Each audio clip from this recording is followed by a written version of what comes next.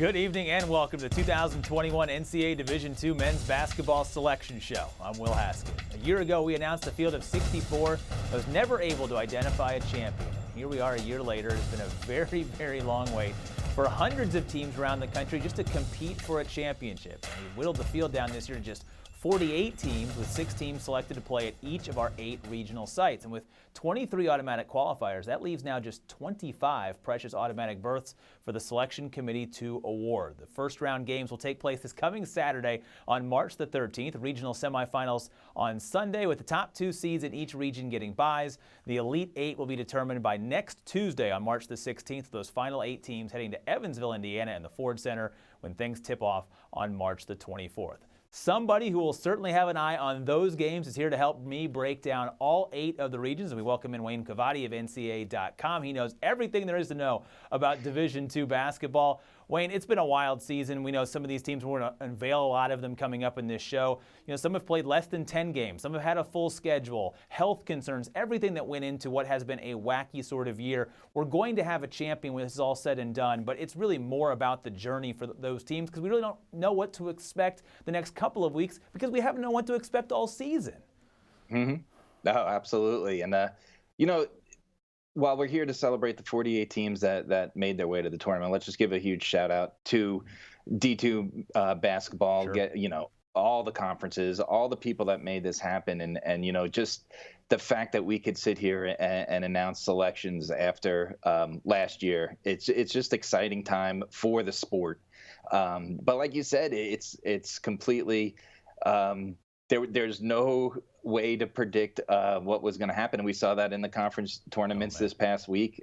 So this bracket's going to be a fun one to unveil this year. Yeah, it's a wild one because you're right. There was some incredible drama across the entire country. So let's not delay the drama of the bracket any longer, shall we? Let's get right into it, and we'll tip things off in the Atlantic region. The top seed there belongs to Hillsdale, which had its 17-game winning streak snapped in the second matchup of the GMAC championship, but still had the body of work to earn the top spot in this region. 6th tournament appearance for the program, which has never advanced beyond the second round, so expectations may never be higher than this year. Mercyhurst earns the 4 seed, brings one of the nation's best scoring defenses to the tournament, albeit in just 11 games played so far this season. They take on Fairmont State, which made the national title game just 4 years ago, the 5 seed in this region. Second by the 2 seed awarded to Charleston, back-to-back tournament berths for the first time since 2002. This team won 14 straight before Fairmont snapped that streak in the MEC tourney. One of those wins in the streak came against West Liberty, which will host this region. Its lowest scoring game of the year was the loss to Charleston. No surprise, this program leading the nation in scoring yet again. The track meet that is 105 points per game. Malone rounds out the field after capturing the GMAC conference tournament title for the first time in program history. I always love this region every year, Wayne, because you get a little bit of everything. You get defense, you get high flying with West Liberty. Who's to say what we might get and what might be the key to an Elite 8 run out of this region? I mean, well, first of all, welcome to March. Who had Malone coming out of the GMAC? You know, the top ranked teams in this region, the top seeded teams in this region heading into the conference tournaments, they all lost. Yep. None of them won their conference tournament. So, and it's like you said, coming into this season, several people asked me who I thought was a sleeper, and I had Fairmont State on there, but you look at that defense of Mercyhurst, you know, this is a well-coached team on the defensive side of the ball. They gave Northwest Missouri State fits in that 2019 Elite 8, holding them to 55 points. This team could play defense. So even though Fairmont State has a exciting offense that just took down 2 very good teams in their conference tournament, they're playing a very good defense. And then you have Hillsdale sitting top at the 1 seed. There's no rest for anyone in this part of the region. No. They say defense wins championships, but you can't win if you don't score. So who knows what will happen. We'll have to tip it off coming up this weekend and see what happens coming out of the Atlantic. All right, on to the Central region. The top seed there belongs to Northern State, which will also play host to this region. They won the Northern Sun, returned to the tournament for the 14th time. The 2018 national runner-ups were going along undefeated before a loss to Moorhead to close out the regular season. They avenged that in the conference tournament to secure an automatic berth and reaffirm the top spot in the region. The 4-5 matchup in the Central puts Wayne State against the aforementioned MSU Moorhead. The Dragons would love a semifinal matchup with Northern State for the 4th time they would meet this year. The other bye, the 2 seed, belongs to Northwest Missouri State, which is still technically the defending Division II national champion. The pandemic cut short a chance for the program to go back-to-back as the first repeat winner since CSU Bakersfield back in 1993 and 94. They have lost just twice this year, both of them to Washburn. Speaking of which, there they are. Coming in next as the 3 seed. They have the internet buzzing this weekend. That half-court heave of Tyler Guyman snatching the MIAA championship and securing a berth in this field to battle Missouri Western, which gets to hear its name called for the first time since 2010. I'm still running my adrenaline, Wayne, from that half quarter from Washburn to sort of stun everybody. It doesn't get them into that byline there at the number 2 spot despite that win. But again, you just gotta kind of let the games play out because anybody on this screen right here can win. Oh, absolutely. You know, a few weeks ago, if you asked me, I thought this was a 2-horse race between Northern State and Northwest Missouri State. You know, Northern State with Parker Fox is just a straight-up D2 superstar. Mason Stark, he could just score.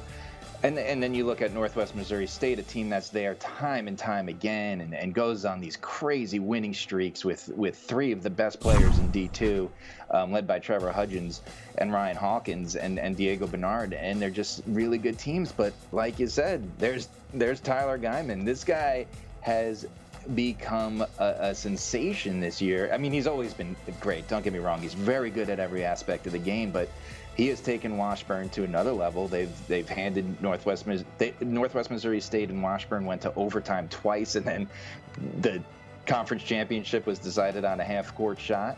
But you have 2 very strong teams from the NSIC and a Missouri Western team that is very impressive this year under first-year head coach Will Martin. So this is going to be an all-out battle for this part of the bracket.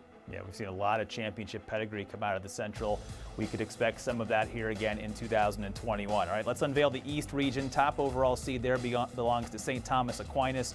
The high-flying offense that averages nearly 90 per game can turn you over too. A team that leads the country in steals, top 3 in turnover margin. The East Coast Conference champs for a 5th straight season. 4-5 matchup in the East is Dominican against Caldwell, and for the Cougars, marks the first tournament appearance since 2007 when they made their first. Second bye belongs to Damon, picking up where the team left off last year, now with its 3rd consecutive D2 tournament appearance. Center Andrew Sishko has been a beast all year in the paint. He's averaging 27 and 13, including a rare 30-20 game back on February the 10th. We had a 31-point, 21-rebound explosion. He will provide a test for the winner of our final matchup in the East. 3rd seed is Bloomfield, the automatic qualifier of the CACC, and 6th-seeded Nyack, which can now celebrate its first ever tournament berth. Only in this wild year can a team that only played 8 games make history, but the Warriors do just that. You look at some of the records here, Wayne, on the screen in the East. This sort of is a snapshot of what COVID basketball was like in 2020, 2021 with the limited opportunities. But those that were able to get on the court and put together a resume, get rewarded, make the tournament, and you never know what can happen when you get to March. Absolutely. And you look at these teams, you know, yes, 4-4 is an odd record to see on a bracket. You know, 4-3, 5-4, but they're just getting started. Mm-hmm. You know, we don't know. They're just hitting their stride. They're just getting to midseason form, and they could. And obviously, there's familiarity there, so they could definitely make some noise. But the 1 and 2 seed here, you mentioned his name for Damon, Andrew Shishko. For many years, I've said he's the best big man in D2, but he's just really one of the best players in D2 basketball. He can control the paint and do so much for that team. And they did play St. Thomas Aquinas very well. That being said, St. Thomas Aquinas, they're just, man, that offense is so good. And as you said, they play well on both sides of the court. They lead in steals. This is just, it's going to be tough for anyone to get past them. Damon with Shishko in the middle certainly will give them fits. But St. Thomas is very impressive in this odd 2021 season.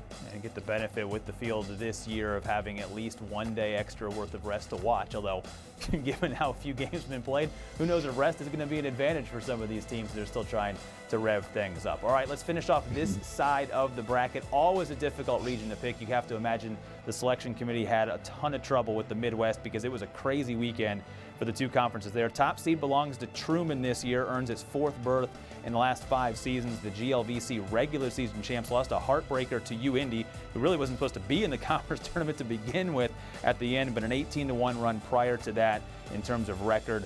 And that loss was worth still the top spot here in the region. The 4-5 matchup is Wayne State and Ashland, the latter running the table for a GLIAC tournament title. That championship win came over the 2 seed in the Midwest in Michigan Tech. The Huskies came close to back-to-back tournament titles, but settled for the 2 seed and the bye that comes with it. 1995 national champion Southern Indiana and Lewis will battle for the right to meet Michigan Tech. They're at the bottom of the bracket. Southern Indiana, the host of this one. And how about the Flyers winning the up-for-grabs GLVC tournament to secure the final spot in the region? We didn't really necessarily reference this region off the top of the show, Wayne, but this was kind of the one in my mind when you said things can get crazy. Holy cow, what happened in the GLVC and the GLIAC over this past weekend? Well, you know, Ashland and Lewis turned this part of the bracket completely upside down, right? Ashland was the last ranked team in the last regional rankings. Lewis wasn't even there. Heading into this season, I said the GLVC was going to be one of the most fun to watch. I thought they were so deep from top to bottom, and we saw that exactly this weekend, or this past week. But I do like Southern Indiana as well. I think they have, you know, some really solid players. So I think that's going to be a very interesting first round game. And same with Ashland. You know, they've made a very impressive run down the stretch. They have some really big scorers, big time scorers. So I'm really interested to see what they could do against Wayne State. But, you know, Truman at the number 1 seed, you know, it's hard to go to argue with that pick. I mean, they're a deep team. They have 5 scorers averaging double figures, and Dylan Peters has just been an absolute beast for them. They're a very tough team because they're very hard to focus on shutting down one person that could score. And I think they're a very well-deserved number 1 seed. Yeah, put all the names in a hat, draw one out. That might be how it kind of works its way through when it comes to that region. All right, we are halfway through the bracket. 24 teams still yet to unveil. We'll pause for a quick second. Be right back with the final 4 regions here for the 2021 championship. For the win! If a champion can teach us anything, it's to stay hungry, to keep our resolve, and to prepare for what's next. So to the players in the college sports community who never stop believing, the end goal is in sight, the ultimate rally, a comeback for all ages. For the fans, the teams, and most importantly, the players. Let's bring on the next champion. We're ready. Welcome back to the Division II Men's Basketball Selection Show. We have 4 more regions to unveil with Wayne Cavati of NCAA.com here to help us all out. So let's hop right back into the bracket. In the South region, how about the 2021 it has been for top-seeded Flagler? Peach Belt champs for the first time in program history. It comes with a first-ever D2 tournament appearance as well. The Saints never trailed in the championship game and got the 7th 30-point performance of the season from Jacek Lottie, who is 7th in the country, averaging over 24 points per game. The Saints await the winner of 2 tournament-tested programs. Valdosta State's hosting this region and lead it off against West Georgia, who have now combined between these 2 programs for 30 tournament appearances between the 2 of them. Valdosta coming off a Gulf South tournament title today. The other bye in the South belongs to Alabama Huntsville, which lost to Valdosta in that championship showdown. It was the first conference loss of the season, but you can't blame West Division Player of the Year Sam Morphy at 33-17 in the loss, and will certainly be a force to deal with in this region. Orphan, the Chargers will jump it up against the winner of Lee and Georgia Southwestern, the latter of the 2 of those getting the last spot in this region after losing to top-seeded Flagler in the Peach Belt title game. And Wayne, there you have it, another region where even you have 2 teams that you kind of expected to see on those top lines. We've already seen here in the postseason that anybody is gettable. Oh, absolutely. And this is one of the first parts of the bracket we're talking about that is affected by the 2021 realignment due to, conferences being out, and the Peach Belt is now part of the South. So it's definitely a very my eyes are on Flagler and West Georgia. Obviously, like you said, Flagler is very intriguing. Last year they were 14-15, and they're 15-2. They opened the season and they knocked off 2 D1 teams in a span of a week. This team is good. They have good senior leadership, and they're definitely a very good basketball team, and deserving of the seed that they got. And then the Valdosta State Alabama-Huntsville game, you saw 7 or 8 really talented players play a really good basketball game. But you got to look at West Georgia, right? West Georgia was 3-7 at the end of January, went on a 3-6, I should say, at the end of January, and went on a 10-game tear and didn't lose in February. And look, here they are in the tournament as a 5 seed, just a remarkable run to find their way into this part of the bracket. And another great matchup down there at the bottom. I just think this is such an evenly balanced and stacked part of the bracket that it should be very fun to watch. Yeah, no doubt about it. And sometimes it's not about how well you played all year, it's about how you're playing right now, and that might be the case to get out of this bracket in the South. From the South to the Southeast, and the top seed in this region belongs to Belmont Abbey, winners of 8 straight. The Conference Carolinas champion took down top seeded Emmanuel earlier today, knocking down 30 of 49 shots in the contest. Just another day of work for one of the more efficient offenses in the country. That earns them a bye and a potential rematch with Emmanuel. And Queens will be the first-round opponent in the 4-5 game in this region. Both of those teams tasted defeat in the championship games in their conference tournaments. Queens fell in the SAC tournament final. Lincoln Memorial is the 2 seed with the second bye in this region, also playing host to the Southeast. The 2016 national runner-ups fly into the tournament with one of the most potent offenses in the country, but will rust be a bit of an issue? The team has had 2 losses and 3 canceled games since the first week of February, just trying to get it in here at the end of the season. They face the winner of the 3-6 matchup here in the Southeast. Carson Newman has won 11 straight and owns the country's 3rd best field goal percentage defense after taking down the SAC tournament over Queens, as we mentioned earlier. And Tusculum hasn't danced since 2009, but are dancing tonight and get a rematch with a team that bested them by a single point in the SAC semifinals. I can hear the celebration right now, Wayne. Yeah, this is another very evenly matched region. A lot of teams are familiar with each other.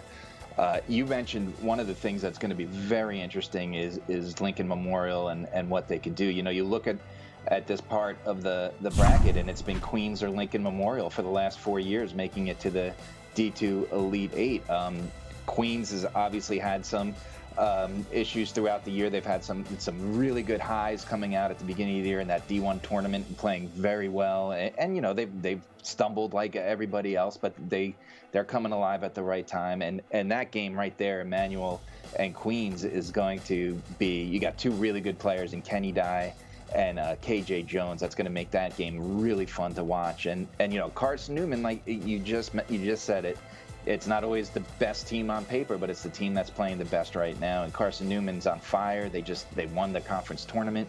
So you have to wonder when they go against a team that's Lincoln Memorial, that's easily a top 10 team in D2 basketball, but the last month that they've had, not even getting to play in the conference tournament, will they be rusty? Will the layoff have helped them? It's going to be very interesting to see. And then Belmont Abbey, they've just been firing away on all cylinders. So 6 really good teams here to watch. Yeah, no doubt. I'm sensing a theme here when it comes to breaking down these regions in terms of how good the competition is going to be. It is year in and year out. All right, 2 regions to go, Wayne. We'll go sliding west now to the South Central, where it should come as no surprise. The top team earning the top seed is West Texas A&M. Tough battle for a number of worthy teams in the Lone Star Conference, but the Buffs captured their record 4th straight tournament title, exploding for a season-high 108 points in the championship, knocking down over half of their 3-pointers. Southern Arkansas and Dallas Baptist both get tournament nods as first for the programs, checking in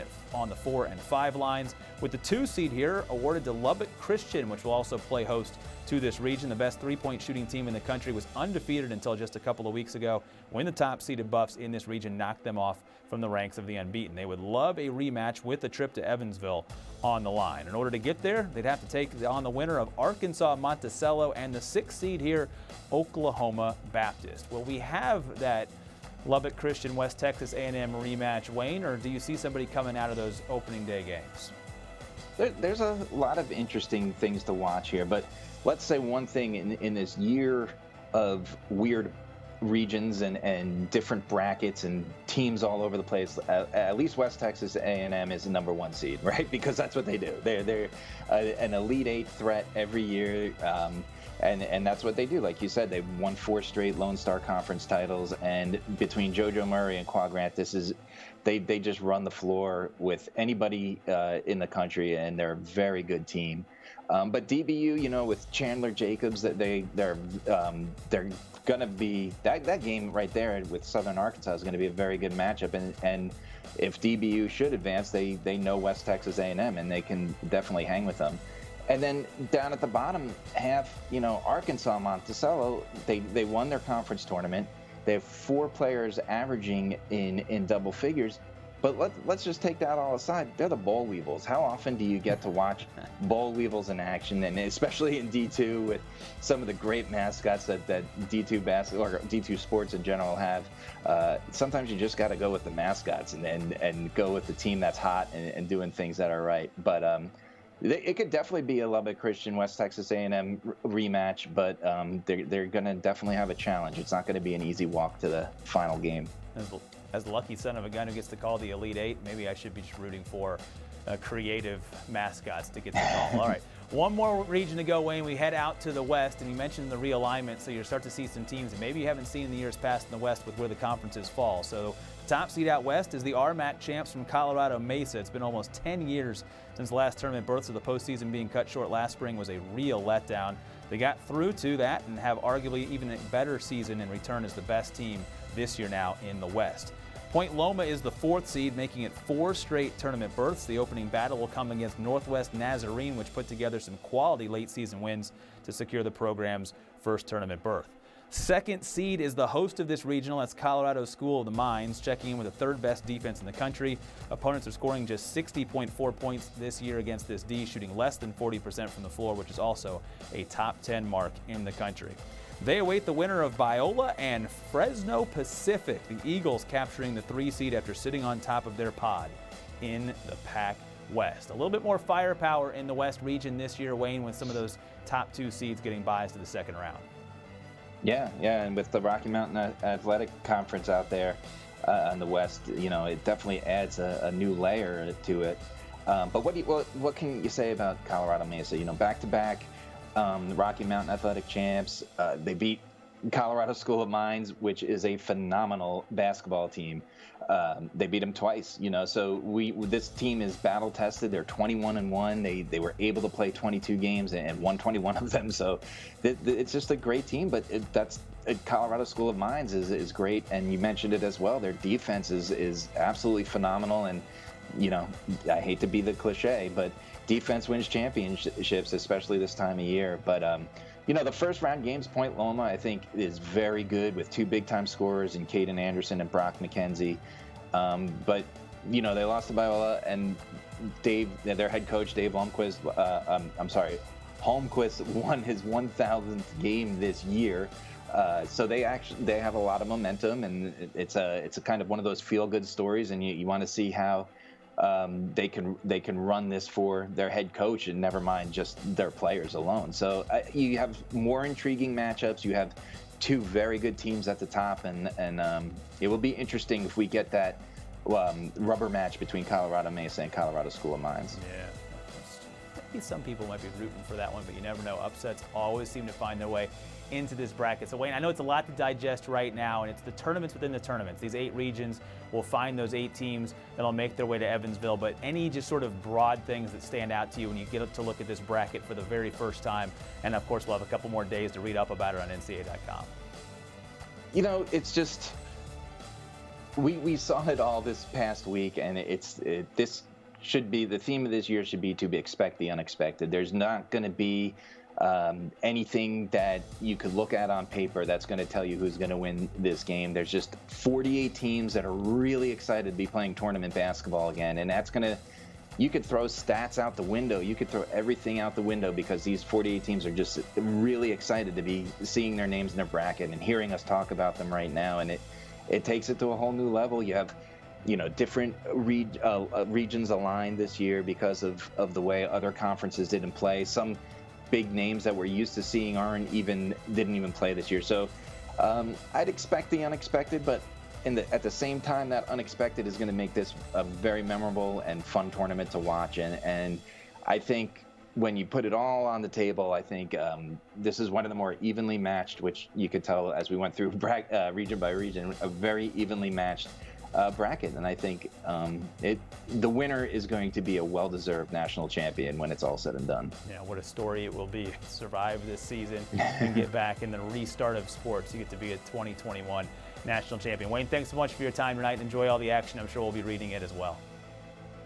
Thanks for having me. I'm just very happy to be talking tournament basketball once again. Isn't that the truth? Can't wait to call some tournament basketball because there are 48 teams, folks, that are now competing for a shot at a national champion. Those 8 regional sites tip off this coming weekend with the regional finals on Tuesday, March the 16th.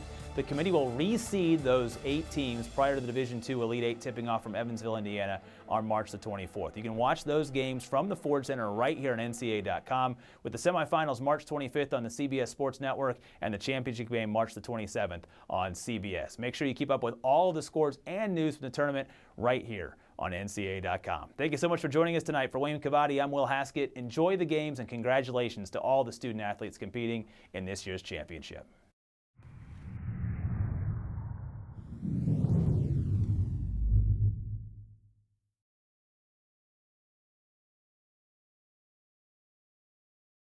For the win! If a champion can teach us anything, it's to stay hungry, to keep our resolve, and to prepare for what's next. So to the players in the college sports community who never stop believing, the end goal is in sight, the ultimate rally, a comeback for all ages. For the fans, the teams, and most importantly, the players. Let's bring on the next champion. We're ready.